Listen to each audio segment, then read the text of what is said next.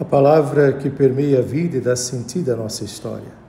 Naquele mesmo dia, o primeiro da semana, 2 dos discípulos de Jesus iam para um povoado chamado Emaús, distante 11 quilômetros de Jerusalém. Conversavam sobre todas as coisas que tinham acontecido.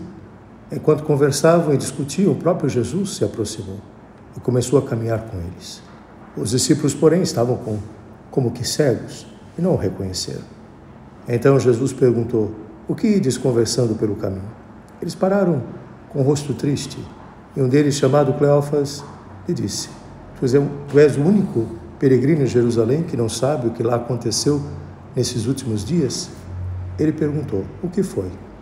Os discípulos responderam: "O que aconteceu com Jesus, o Nazareno, que foi um profeta poderoso em obras e palavras, diante de Deus e diante de todo o povo.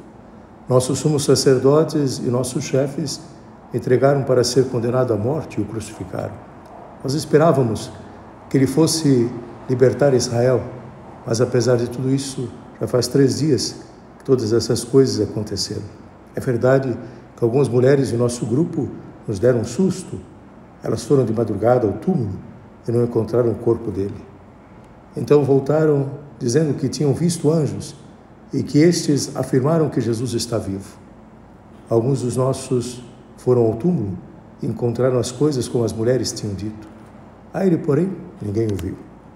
Então Jesus lhes disse: "Como sois sem inteligência e lentos para crer em tudo que os profetas falaram? Será que o Cristo não deveria sofrer tudo isso para entrar na sua glória?"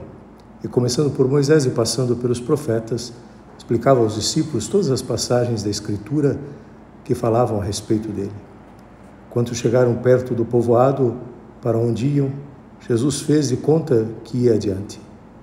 Eles, porém, insistiram com Jesus, dizendo: "Fica conosco, pois já é tarde e a noite vem chegando." Jesus entrou para ficar com eles. Quando se sentou à mesa com eles, tomou o pão, abençoou, partiu e lhes distribuía. Nisso os olhos dos discípulos se abriram e eles reconheceram Jesus. Jesus, porém, desapareceu da frente deles. Então um disse ao outro: "Não estava ardendo o nosso coração enquanto ele nos falava pelo caminho e nos explicava as Escrituras?"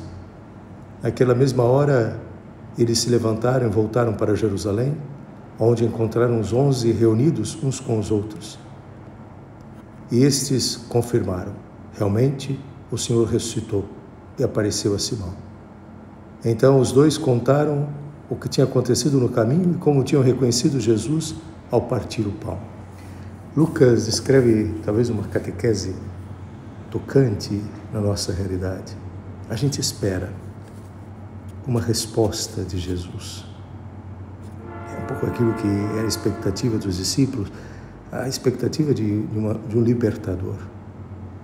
Mas os fatos começam a ser construídos de outra forma.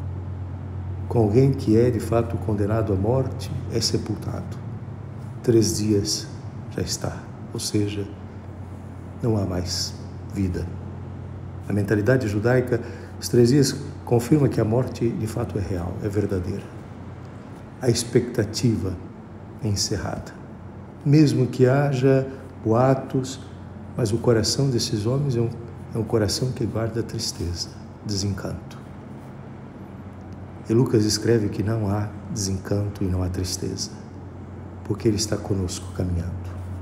Ele está conosco nos introduzindo dentro do mistério, dizendo de fato como o seu amor se constrói. E esses homens experimentam de fato um coração que arde, mas também experimentam dentro dos seus olhos aquele que é alimento, aquele que nos dá sustentação para continuarmos esperando e sonhando. Penso que a oração de hoje é uma oração que a gente é capaz de rezar tudo aquilo que desencantou o nosso coração e dizer: "Não, eu talvez não compreendo como se constrói uma relação de amor concreta, sólida.